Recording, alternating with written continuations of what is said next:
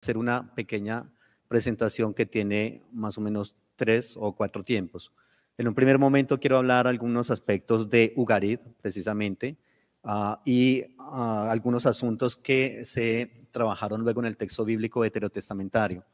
En un segundo aspecto quiero hablar del concepto de libertad y en un tercer aspecto quiero proponer algo de la teología del pueblo de Israel que construye a partir de Ugarit. Y un último movimiento será algunas preguntas que tengan ustedes para hacer. Quiero entonces decirles que Ugarit es una ciudad cananea, una antigua ciudad cananea. Ugarit está ubicada más o menos por allá entre Israel y Siria, lo que después se llamó Israel, Siria. Y realmente esa fue una de las ciudades que posteriormente se le llaman los fenicios, o sea, todos los pueblos de la costa del mar Mediterráneo en alguna época se les llamó los fenicios, y en ese momento también Ugarit vino a formar parte de esos grupos, pero inicialmente era sencillamente una ciudad cananea y definitivamente es una importancia muy grande para el Antiguo Testamento. Ugarit alcanza un apogeo político, económico, social, más o menos por allá entre el siglo XIV, siglo XII, que coincide más o menos por allá en el siglo XII con la entrada del pueblo de Israel a Canaán. Pero eso fue una tierra que tiene una prehistoria más o menos del 7000, a otros van a decir del 6000 antes de Cristo. El término Ugarit viene de una palabra cananea que es Ugarú. Ugarú significa muralla. Y eso es muy importante porque recordemos que en la antigüedad las ciudades importantes eran las ciudades que tenían muralla. Los conquistadores no tenían en cuenta cuando conquistaban a las ciudades que no fueran amuralladas porque decían es muy sencillo tomarlas. Ugarit era una ciudad amurallada y eso es lo que significa su nombre, y por lo tal ahí nos damos cuenta de la importancia que tenía ella en cuanto a seguridad contra sus detractores. En este momento sería como la actual Ras Sanra, que es una ciudad que está obviamente ubicada en la costa del mar Mediterráneo, y esa ciudad estuvo cubierta durante muchísimo tiempo. La verdad es que su descubrimiento es muy reciente, por allá en el 1928 fue que se dio, cuando un pastor, un agricultor estaba intentando adecuar la tierra para sembrar, y entonces con su herramienta topó en algo y dio aviso, digamos, a las autoridades competentes, y posteriormente fueron e hicieron una excavación. Esta ciudad fue definitivamente la cultura urbana junto con otras ciudades, por ejemplo, lo que es la ciudad de Ur, la ciudad de Eridú, pero sin duda Ugarit fue más importante que estas otras dos. La economía de ellos era una economía basada en la madera y en el cobre. El cobre lo importaban de Chipre, la madera la traían de Tiro, de Sidón. Luego esos materiales los exportaban a otros lugares. Entonces recordemos que Ugarit es una ciudad portuaria. Pero de todas maneras ellos también producían muchos productos, aceite, perfumes, eran especialistas en una pintura púrpura.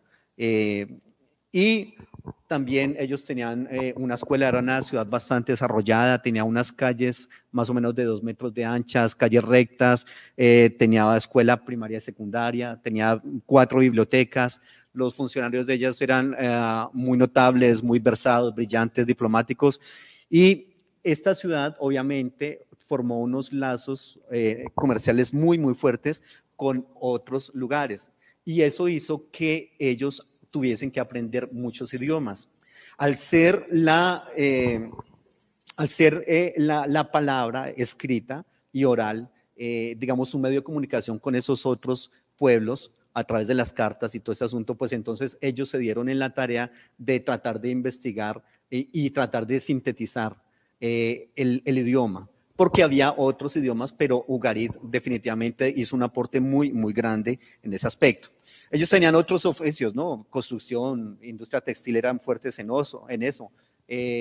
Trabajaban en hornos, carniceros, fabricantes de instrumentos musicales, porque ahora le digo algo bien interesante en cuanto a la música en Ugarit.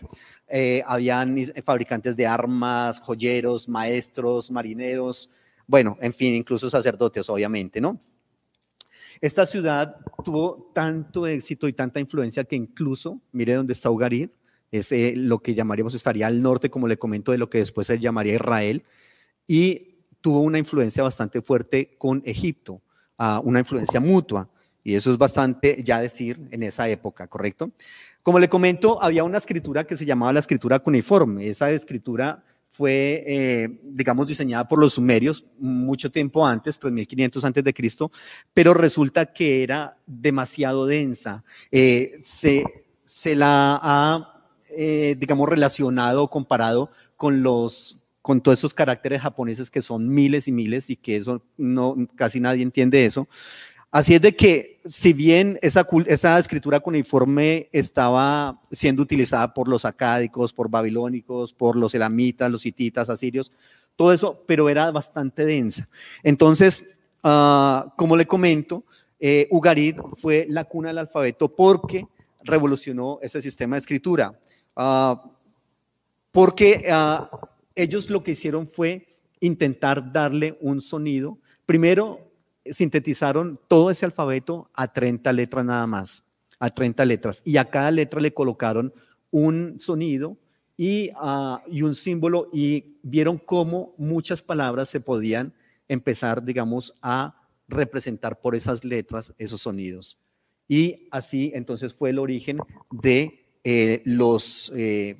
todos los alfabetos del mundo, fue ahí. Varios salmos, incluso ya hablando un poquitico de la influencia en el texto bíblico, hay varios salmos que fueron adaptados, que pertenecían a la teología ugarítica y que Israel los tomó, correcto, los depuró. Por ejemplo, el Salmo 29, que el Salmo 29 es un salmo dedicado a Baal inicialmente, pero el pueblo de Israel lo importó y sencillamente le cambiaron el nombre de Baal al tetragrama divino y empezaron a utilizarlo de esa manera. El diluvio bíblico también tiene muchas imágenes más cercanas a la literatura ugarítica que a cualquier otra literatura. En esta imagen podemos ver, esa fue la tablilla, ni siquiera es una tablilla, es un pedazo de piedra de 7.5, de 7 centímetros por 1.5, algo muy pequeño, pero esa es la representación del primer alfabeto del mundo y el que le dio origen a todos los demás, esa piedrecita que está ahí. Y como le comenté, entonces esa unión de esas letras y esos sonidos podían formar cualquier palabra, y por lo tanto la escritura se simplificó bastante. Curiosamente, Ugarit no fue solamente los que inventaron el primer alfabeto, sino que también inventaron la primera partitura musical. La primera partitura musical que se conoce en el mundo, que está obviamente grabada en piedra, que es esta que está ahí, fue trabajada en Ugarit, curiosamente, y esta partitura fue la partitura que utilizó Pitágoras en el año 500 antes de Cristo para inventar la escala musical de 7 notas, que es la que nosotros utilizamos en la música de Occidente. Eso se inventó en Ugarit. Por otro lado, también hay algo bien importante, que es la poética ugarítica, que tenía una característica muy importante, que nosotros siempre cuando leemos poética hebrea decimos la característica más importante son los paralelismos, sinónimo, sintético, emblemático, gradual, pero esa parte de la poética hebrea es tomada de Ugarit, es decir, los hebreos la tomaron de Ugarit. Recordemos que los paralelismos fue lo más importante, el símbolo más importante o el signo más importante de la poética hebrea, y es tomado de allá. Algunas referencias históricas y mitológicas van a aparecer en la Biblia, pero son tomadas de la religión ugarítica. Por ejemplo, los profetas del Antiguo Testamento van a hablar muchísimo en contra de Baal, ¿correcto? Y Baal siempre se ha dicho que es un dios cananeo, pero realmente no es cananeo, sino que es ugarítico. ¿Qué es lo que pasa ahí? Que obviamente Ugarit Canaán son descendientes de Ugarit. Y nosotros, o mejor el pueblo de Israel, tiene digamos, una influencia directa y una influencia indirecta de Ugarit. Una influencia directa porque, como le comento, gran parte del apogeo de Ugarit estaba justo cuando el pueblo de Israel ingresa a la tierra prometida por allá en el 1250 antes de Cristo. Pero hay una influencia indirecta porque los cananeos también fueron bastante influenciados por la cultura y la teología ugarítica, y ellos cuando bajaron los cananeos a la Transjordania empiezan digamos, practicar su teología, y luego los cananeos ingresan de la Transjordania a la Cisjordania, a lo que ya es Israel, y el pueblo de Israel empieza a copiar la teología cananea, ¿correcto? Entonces hay una influencia directa y una influencia indirecta de Ugarit en el texto bíblico. Y esa teología cananea o teología ugarítica entonces adoraba muchísimo al dios Baal, a la diosa Ashera y otra cantidad de dioses que están ahí en el texto bíblico. Así que esos descubrimientos que se dan en Ugarit son los que permiten ver dónde se adoraban y de qué manera se adoraban esos dioses, primero que todo, en qué lugares se produce, digamos, esa teología que después el pueblo de Israel va a adoptar en gran medida, pero también ejerciendo su libertad, como es el título de esta conferencia. Está, por ejemplo, también el dios El es ugarítico, ese dios El que finalmente en algunos lugares de Israel terminó, digamos, adueñándose y que nunca fue proscrito su culto en otros lugares de Israel, sí, por ejemplo en el Reino del Sur.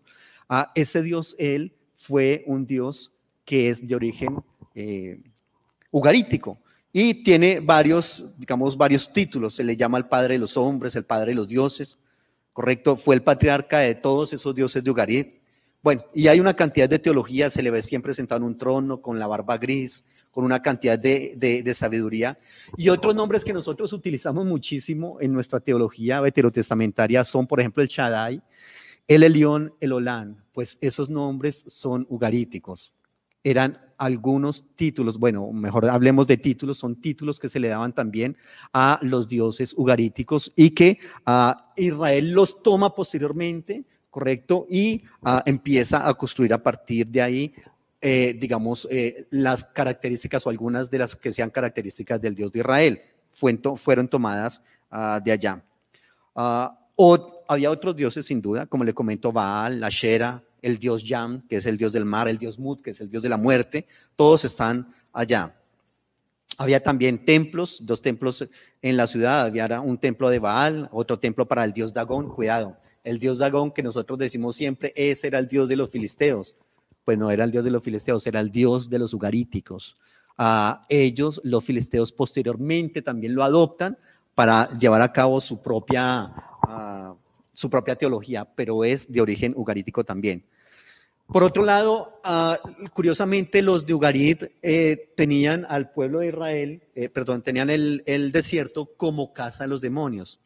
En la teología, en la demonología de Israel, también los demonios viven del desierto y desde el desierto salen a molestar, a dañar a los seres humanos. El caso, por ejemplo, de Lilith, ¿se acuerda Lilith? Que en el texto de Isaías ella vive en el desierto y desde el desierto sale a dañar a los seres humanos, sobre todo a los hombres y a los niños. Ese concepto de los demonios habitando los desiertos es ugarítico. Israel lo asume. Otra criatura, el famoso Leviatán, que en el texto bíblico está en Isaías 27:1, Salmo 74, esa figura, el Leviatán, es tomada de Ugarit. Allá, obviamente, pues, claro, hay una correspondencia de términos y hay una diferencia, ya no se llamaba Leviatán sino Lotán, ¿correcto? Pero es el mismo Leviatán. Oseas también trabaja, como le comento, el tema de Baal, y entonces ellos lo trabajaban así en cuanto a festivales orgiásticos que se les celebraban a sus dioses y cosas de esas. Más adelante voy a profundizar acá, por eso no me detengo. Como le comento, el Salmo 29, que fue compuesto originalmente para Baal, pero que en el pueblo de Israel se asume. En Israel, en Ugarit, por ejemplo, también hay una entronización del rey. En Israel se asumen esos textos de entronización real y se atribuyen ahora al Dios de Israel, que es el dueño del tetragrama, por un lado. Y por el otro lado, también muchos de esos salmos, se les llama salmos de entronización del rey, porque también se recitan o se recuerdan cuando un nuevo rey sube a gobernar. Eso es ugarítico también.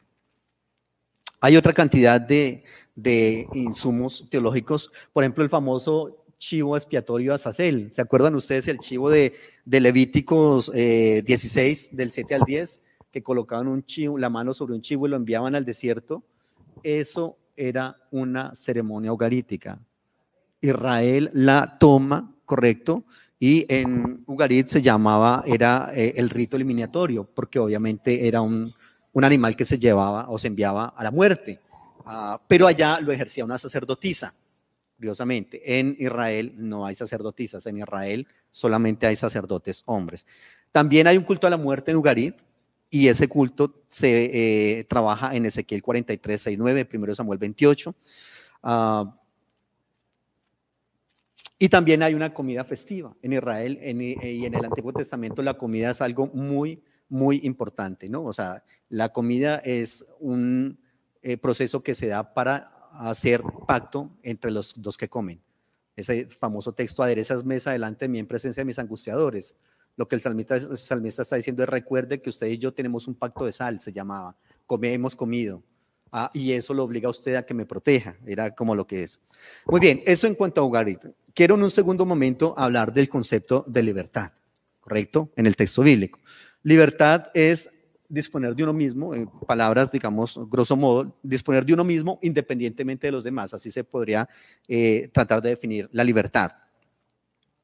Y hay varios textos en los que en el Antiguo Testamento se plantea el concepto de libertad y nos dan algunas, digamos, pautas para su interpretación.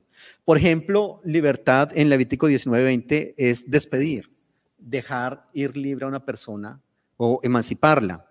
En el Levítico 25, el concepto de libertad es el año del jubileo, y el año del jubileo, recordemos que es la devolución de las tierras a sus antiguos dueños, la cesación de la esclavitud, correcto, la condonación de las deudas, y entonces ya son algunos de los conceptos que se trabajan en cuanto a libertad en el texto bíblico. Hay un término que es el término kafar, y este concepto de kafar en el Antiguo Testamento es cuando el término kafar significa cubrir, y es básicamente cubrir una culpa, pero no por cancelación, es decir, no porque se haya olvidado ya, sino porque alguien pagó, es decir, alguien presentó una ofrenda vicaria por esa persona que debía algo, y por lo tanto, como alguien pagó, esa persona queda en libertad. Asimismo, también es el concepto del Goel, que era el famoso redentor de la familia que había caído en pobreza, y como ese Goel tiene la obligación de rescatar los bienes de esa familia, por un lado, y por el otro lado también era el vengador de la sangre, es decir, si alguien mataba a un miembro de la familia, él tenía que vengarlo, y eso lo hacía el Goel, y ese es uno de los términos para libertad en el Antiguo Testamento. Pero fíjese que entonces está la connotación de alguien que está preso, hay alguien que paga por la libertad, correcto, y hay ese a quien tenía preso al otro sujeto, finalmente termina dejándolo ir. Entonces, la libertad no es algo gratuito, la libertad es algo que cuesta tremendamente. La libertad no es algo en lo cual la persona que está esclava no se pertenece a sí misma. Alguien manda sobre él, alguien domina sobre él. En el Salmo 119, 45 plantea que los mandamientos son base de la libertad, y por lo tanto hay que continuar con ellos. En Lucas 4:18 está una relectura del jubileo, cuando el Señor dice: el Espíritu del Señor está sobre mí, por cuanto me fue el Señor, etcétera, y termina diciendo: dar libertad a los cautivos, ¿correcto? Y en el Hechos capítulo 3:13 habla de cómo Pilato era el que debía colocar en libertad al Señor, es decir, hay una autoridad sobre otra, en este caso una autoridad terrenal, claro, sabemos que la autoridad es espiritual, en ese caso de parte de Dios, pero hay una autoridad terrenal que debería utilizarse como tal. En el griego hay una palabra que es el verbo lío, que es soltar, aflojar, relajar, es decir, en el caso, o separar en el caso de dos personas que están enfrascados en una lucha y que se dejan en libertad. ¿Por qué es tan importante ese concepto de libertad? Porque los esclavos pertenecen a otras personas, no se pertenecen a sí mismos. Entonces se necesitaba obviamente una ley que protegiera esa libertad, porque muy seguramente un tirano en algún momento tendría cierto capricho, ¿correcto? o la masificación como tal y querrían adueñarse de la libertad de alguien. Entonces, por lo tanto, se necesitaba una ley o unas leyes. Porque de todas maneras también la libertad significa alternación del gobierno. Es decir, los que gobernaban eran los libres. Una persona esclava no puede gobernar. Los que gobernaban eran los libres, pero también ellos a la vez eran súbditos porque no gobernaban siempre. Tenía que haber una alternancia en el gobierno y por lo tanto el que gobernó en un momento dado, en otro momento es un súbdito. Libertad implica igualdad de la voz, igualdad de honra, igualdad de dignidad, igualdad de poder. Eso es lo que significa libertad. Es, por otro lado, la concentración hacia la interioridad del ser humano, curiosamente, en el concepto griego de libertad, no trae verdadera libertad. Es decir, cuando uno se está ensimismado y uno está buscando solamente en el interior sin mirar a los demás, pues obviamente eso es una libertad falsa. No es correcto, es una existencia defectuosa cuando yo me encierro en mí mismo. La libertad se da es cuando yo reconozco al otro. De lo contrario, estaría viviendo algo que no es correcto. Obviamente el texto bíblico nos va a hablar de que el amor es la máxima expresión de la libertad, que el servicio también es una gran expresión de la libertad, que la libertad no es un pedestal de superioridad, sino que la verdadera libertad consiste en considerar las conciencias de los demás. Recordemos que este pequeño diálogo se llama influencia ugarítica en el texto bíblico y libertad religiosa de Israel. De ahí que con todo esto quiero hablar un poquitico de la libertad teológica del pueblo de Israel. En el caso, por ejemplo, de los dioses El, Baal, Ashera. De pronto cuando una persona empieza a enterarse de que todos estos dioses, ¿por qué, por ejemplo, el dios El es importante en Israel? Porque durante muchísimo tiempo el dios El, como tenía tantas características parecidas al pueblo, al del pueblo de Israel, al dios El se le comparaba con un toro, al dios de Israel con el león. El dios era el anciano de días, un hombre muy mayor, no en cuanto a decrépito, sino en cuanto a sabiduría y todo ese asunto. Pero también era el dios principal de toda esa cosmogonía ugarítica y cananea. El pueblo de Israel asume a ese dios, asume el dios, asume el nombre. De hecho, el nombre Israel está compuesto con ningún otro nombre del Dios de Israel, ni el tetragrama, ni el Elohim, ni ninguno de los títulos, el Shaddai, el León, está compuesto con la partícula del Dios El. Ese nombre de Israel, es decir, el nombre del pueblo del Señor no tiene ningún nombre de los que le pertenecen a Dios, al Dios de Israel como tal, sino que es el nombre de un Dios ugarítico. ¿Ya? En algunas partes del pueblo de Israel, sobre todo en el reino del norte, en la división del reino, el culto al Dios El nunca fue proscrito, siempre estuvo vigente ese culto. Mientras que, por ejemplo, en el reino del sur sí se proscribió porque se le dio paso al Yahvé, solamente porque ahí era el centro de la religión yavista y era el centro del poder y era el centro, digamos, del gobierno, del dinero, etcétera, y no querían que otro Dios que fuera o diferente al Dios del tetragrama fuera un Dios ahí. Entonces rápidamente el culto al Dios Él se fue sacado del reino del sur, pero en el reino del norte jamás se sacó ese culto. Se mantuvo. Digamos, el lugar de culto principal del reino del norte era el Betel, y Betel significa casa del Dios El. En el libro de Génesis se habla de cómo el Dios El, dice El Elohei Israel, el Dios El es el Dios de Israel, por lo menos en una muy buena época de Israel. Pero de pronto diríamos, bueno, y entonces, ¿cómo es ese asunto? ¿Cómo que el Dios ugarítico viene a ser parte del Dios de Israel? Ahí recuerde que estas charlas que nosotros estamos dando son charlas, digamos, como abrebocas para la cátedra de paz, ¿correcto?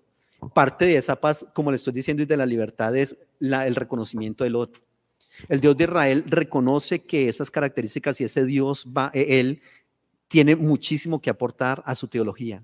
Y asume ese Dios, asume su nombre, asume sus características, ¿correcto? Pero en algunas partes de Israel le cambia el nombre, ¿correcto? Le adiciona otras características y en otros lugares de Israel se queda como tal. La libertad teológica de Israel. La libertad teológica se ve en que asume ese Dios, ¿correcto? Pero le hace ciertas adiciones, le quita otras cosas, lo asume, lo adora de maneras diferentes a como se adoraba en Israel, como se adoraba en Ugarit. Se le adoraba en Israel de maneras diferentes. Esos dioses, por ejemplo, exigían sacrificios de niños, en Israel no se le hace eso. Ahí está la libertad teológica de Israel. En cuanto a Baal, también hay una libertad teológica en el sentido de que en algunos lugares de Israel también se proscribió el culto a Baal, en otros se mantuvo permanentemente. Y fue una lucha muy grande. Varios profetas del Antiguo Testamento, digamos uno que tiene una lucha visceral con el culto baalístico es, por ejemplo, Oseas, ¿correcto? Que va a siempre a decir eso es equivocado, eso no es correcto, soy yo el que les doy el vino, el aceite, soy yo el que les doy todo lo que ustedes después le ofrendan al dios Baal. Y la libertad está en que algunos quisieron asumir ese culto baalístico, ¿correcto? Otros no lo asumieron. Los que lo asumen y los que no lo asumen, finalmente ambos llevan las consecuencias de eso. Pero es un culto ugarítico el que está ahí. La diosa Ashera, por otro lado, es una Ashera que en algunos textos bíblicos veterotestamentarios que están, digamos, un poco remendados, se habla de esa diosa Ashera como la diosa que era la esposa de Dios. Fíjense, porque en Ugarit él tenía esposa, Baal tenía esposa, ¿correcto? Y ese concepto pasa durante los estadios incipientes de revelación progresiva, pasa a Israel. Pero posteriormente dice, no, ¿cómo es posible que el Dios de Israel tenga esposa? Eso no es correcto. Y en varios textos empiezan a proscribir el concepto de Ashera, pero de todas maneras la diosa Ashera es alguien muy, muy importante en el pueblo de Israel. Por otro lado está la poética hebrea de los paralelismos. Solamente he tomado algunos conceptos para hablar de la libertad teológica porque le mencioné muchos, pero obviamente ya se me está acabando el tiempo. La poética hebrea, recordemos que utiliza, como le comenté, los famosos hemistiquios, ¿no? Hemistiquio A, hemistiquio E, y en medio de esos dos hemistiquios se forma una relación que se llama paralelismo. Y el paralelismo puede ser sinónimo, sintético, antitético, emblemático. La libertad religiosa en Israel está en que ellos toman esa herramienta, la asumen y a partir de esa herramienta crean una teología muy importante. Por ejemplo, la teología del sábado como día de reposo que está planteada en Génesis capítulo 1. Recordemos que Génesis capítulo 1 es un poema que tiene un paralelismo sinónimo y ese paralelismo sinónimo hace que el día 1 esté fusionado con el día o que esté relacionado con el día 4, el día 2 con el día 5 y el día 3 con el día 6 y el séptimo día está solito, ¿correcto? La gran enseñanza de Génesis 1 es debemos guardar el sábado como día de reposo porque Dios siendo Dios también lo guardó. Esa estructura que ellos utilizan para dar a conocer una de las principales enseñanzas del pueblo de Israel, que es identidad de ellos en el exilio, es utilizada esa estructura paralélica tomada por Israel para enseñar esa gran lección a ellos. Por ejemplo, el Salmo capítulo 1 tiene un paralelismo antitético. La primera parte del Salmo habla del justo y la segunda parte habla del impío, ¿correcto? Y hace un contraste entre ellos dos. Esa estructura es tomada de Ugarit. Israel toma esa herramienta de Ugarit, pero la utiliza para hablar de su propia teología y la utiliza para dar enseñanzas que definitivamente se quedan fácilmente en la mente de estas personas. En cuanto, por ejemplo, a Amós, que muchos de los términos de la Biblia no tienen como una explicación a primera vista. Cuando eso pasa, se va a buscar otras lenguas semíticas, unos cognados. Cognados son palabras parecidas o similares en lenguas familiares. Y el concepto de Amós tiene algo importante y es que es el término noquet y siempre se dijo, bueno, ¿y qué pasa con ese término noquet? ¿Qué es? No se sabía. Solamente hasta cuando Ugarit nos dijo que estaba hablando el noquet de una persona que es de la élite económica de la élite comercial, que es un pastor que tiene una cantidad de ganado, fue que se pudo entender el Noquet. Pero ¿por qué se toma prestado ese cognado de Ugarit para hablar de Amós como Noquet, un pastor con mucho dinero? Porque hay una confrontación entre sacerdocio y profetismo, en la cual el sacerdocio quiere cada día tener muchísimo más dinero y más influencia política y económica. Pero resulta que en ese momento de emergencia el Señor toma a un profeta que tiene muchísimo dinero. El profeta está despreciando el dinero que tiene. El sacerdote está buscando el dinero y la influencia. ¿Correcto? Y en el capítulo 7 de Amós se ve esa fuerte confrontación entre Amós, que es este profeta Noquet, y por el otro lado está el sumo sacerdote Amasías, que está deseando permanentemente que el rey lo lleve a sus fiestas, lo lleve a sus fincas y que le dé más poder político, aunque tenga que dejar de lado el poder hierocrático con el cual le embistió el Señor. Ese término Noquet viene entonces a enfatizar muchísimo esa confrontación que había entre el sacerdocio y el profetismo profesional frente al verdadero profeta.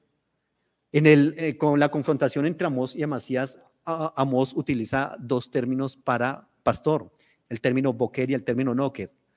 Son términos que se utilizan tanto para ganado grande, ganado corpulento, vacas, toros, y el otro término que se utiliza para ovejas y cabras, que es ganado pequeño. Amós le está diciendo a Amasías: yo pastoreo las ovejas grandes, los rebaños grandes y los rebaños pequeños. Usted solamente pastorea a los grandes, en este caso al rey y a los poderosos del pueblo. Este término Noquet da una propuesta bastante interesante al respecto. Como les comenté, el Salmo 29, que es un salmo que habla muchísimo del texto bíblico, de las características del Dios Baal, es dado para ahora atribuírselo al Dios de Israel. Tributen al Señor, ahí donde dice el Señor en nuestras Biblias, es tributad a Baal. Tributad a Baal, hijos de los poderosos, dad a Baal la gloria y el poder, dad a Baal la gloria debida a su nombre, adoren a Baal en la hermosura de la santidad. Voz de Baal sobre las aguas, truena el Dios de gloria, el Baal de gloria, Baal sobre las muchas aguas, voz de Baal con potencia, voz de Baal con gloria, voz de Baal que quiebra los cedros, quiebra Jehová, quiebra Baal los cedros del Líbano. Recordemos que Baal era un dios eminentemente naturalista, ¿correcto? Y por otro lado, habría que ver entonces la entronización de Yahvé como rey, y que también se toma ese concepto porque Baal era el dios sobre todos los dioses. En el Salmo 82:1 no es Baal el que está, no es el dios el que está en medio de todos esos dioses, sino que es el Dios de Israel. Y así queda en el Salmo 82:1. Dios se levanta en la reunión de los dioses, en medio de los dioses juzga. En ese momento había, digamos, en Ugarit, una gran asamblea de dioses, y el Dios que gobernaba en esa asamblea era el Dios él. El pueblo de Israel toma eso y dice: en un momento, el que gobierna en medio de todos esos dioses es el Dios de Israel. Y por otro lado también está la entronización del rey como tal, pero a diferencia de los reyes de esas otras culturas, en Israel jamás se le dio una afiliación divina al rey, sino que siempre se le dijo: el rey está bajo la ley de Dios. En los otros lugares los reyes podían cambiar las leyes como quisieran y eran encarnación de la divinidad o hijos adoptados de la divinidad. En Israel jamás se le atribuyó eso al rey. Por lo tanto, hay una libertad teológica en Israel.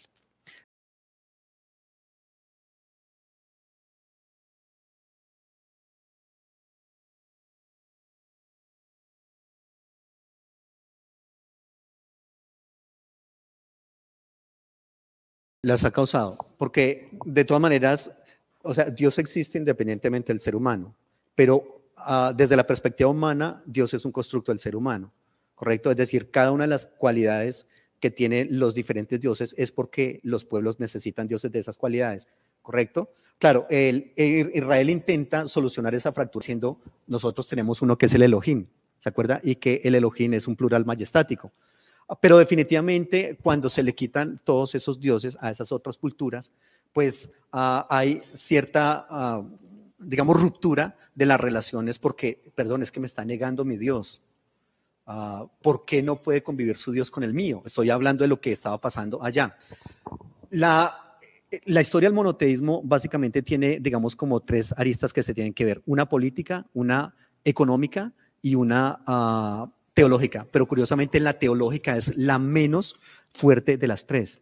La política básicamente es porque obviamente tenemos nosotros que saber que los cultos no son solamente ir a cantar un domingo en la mañana y escuchar prédica, hay todo un sistema de poder y de economía detrás de eso. El reino del sur se está dando cuenta que ese dinero está fugándose para otros lugares y que no está llegando al templo de Jerusalén, y por lo tanto hay que mirar cómo proscribimos esos cultos para que ya no se adore a esos otros dioses en esos otros templos, sino que se adoren solamente en Israel, y por lo tanto el dinero venga a nosotros. Y por lo tanto el poder de ese Dios, de los sacerdotes que adoran a ese Dios, de los feligreses que lo adoran, se ha concentrado en el templo de Jerusalén.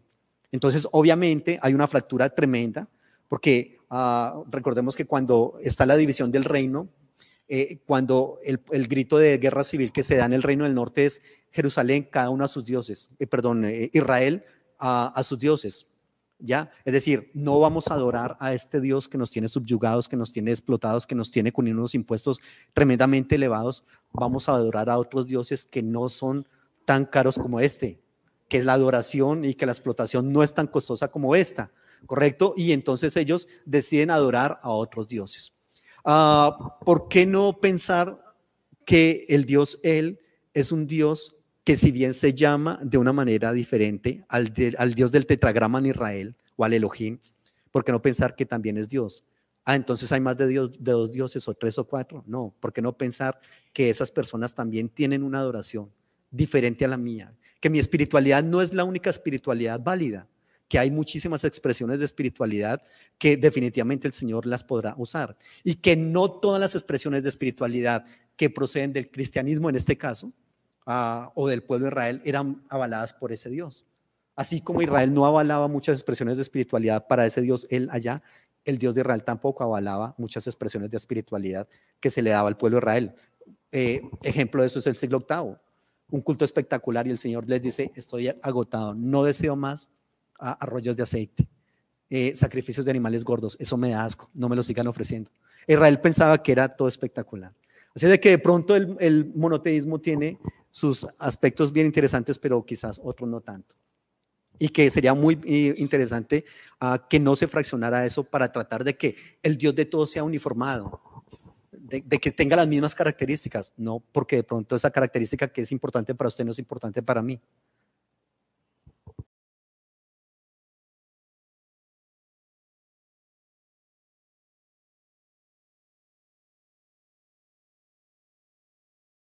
El Dios principal de la cosmogonía ugarítica y la cosmogonía cananea es el Dios El. Lo que pasa es que el verdadero culto, el culto más popular, se le atribuye al Dios Baal. Baal en la cultura ugarítica era hijo del Dios El, ¿correcto? Era el hijo, eran padre e hijo. Lo que pasa es que el Dios Baal es un Dios eminentemente naturalista. El Dios Baal se le atribuye la fertilidad de los animales, de la tierra, de las mujeres. Y cuando el pueblo de Israel ingresa a la tierra prometida, obviamente son un pueblo, digamos, trashumante, y tiene que empezar a crear, digamos, una cultura agrícola, pero no conocen eso. Y como es una época precientífica, empiezan a espiritualizarlo todo, ¿no? Y por lo tanto, dicen los cananeos, los ugaríticos: mire esas cosechas que recogen, pero mientras que nosotros, que adoramos al Dios de Israel, no. Entonces vamos a adorar al Dios Baal.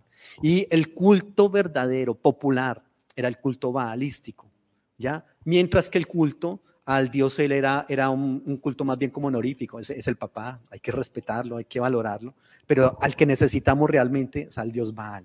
Entonces hubo una lucha fuerte ahí entre ellos dos.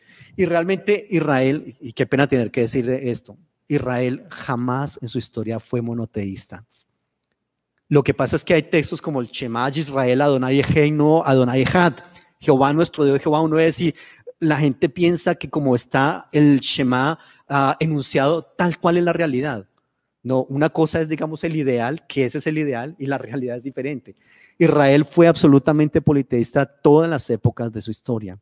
El monoteísmo, como le comenté, se da, digamos, intentando que el poder, la economía, y algunos personajes desde la teología también avalaron el monoteísmo, por ejemplo, Isaías, Oseas, Amós, pero porque tenían, digamos, una agudeza teológica que los demás no poseían, ¿ya? Pero bíblicamente se puede rastrear cómo Israel fue en cada una de sus épocas los patriarcas de Israel politeístas.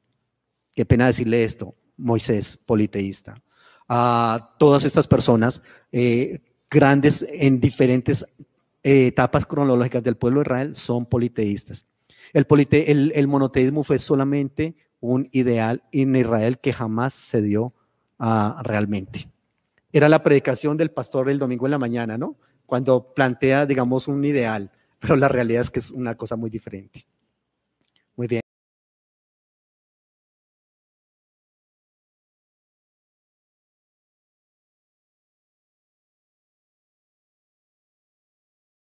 Ashera sí, hay un rastro muy grande en el texto bíblico y extrabíblico también para Dios y su Ashera, porque fue una diosa muy, muy importante y tremendamente adorada en Israel y en toda la Mesopotamia, Ugarit, Canaán, fue muy adorada. Lo que pasa es que cuando el pueblo, como en un estadio más holístico de revelación progresiva, se dan cuenta de que cómo es posible que el Dios nuestro, el Dios de Israel, vaya a tener esposa. Eso se queda para los dioses de esos otros pueblos, para nosotros no. Y tratan también de proscribir ese culto y sacar a Acera de ahí.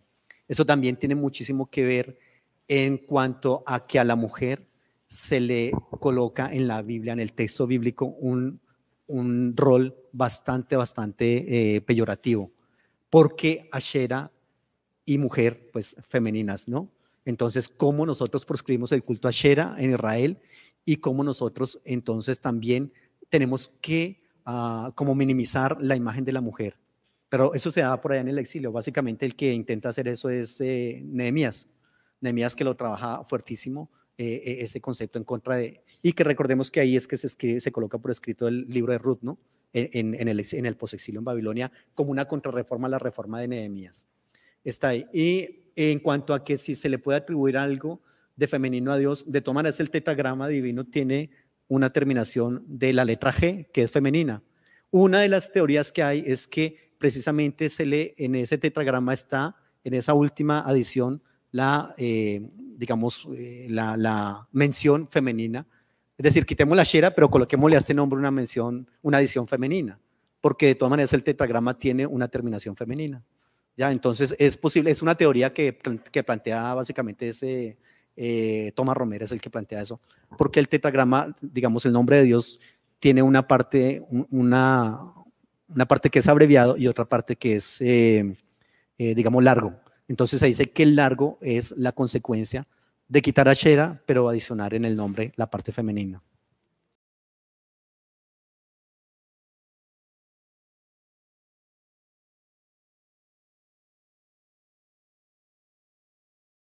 Sí, lo que te dije es arqueológico, obviamente, porque todo esto que les dije es el descubrimiento de Ugarit como tal en el 1928.